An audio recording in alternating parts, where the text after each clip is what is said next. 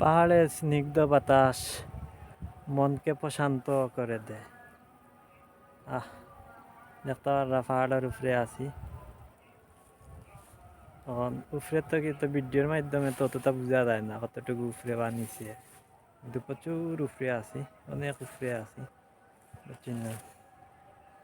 আর এই যে একটা শীতল বাতাস পাহাড়ের উপরে, এই শীতল বাতাসগুলা কিন্তু মনকে অনেক একটা প্রশান্ত করে দিলে যা যে আয় হে বুঝে বুঝছেন না।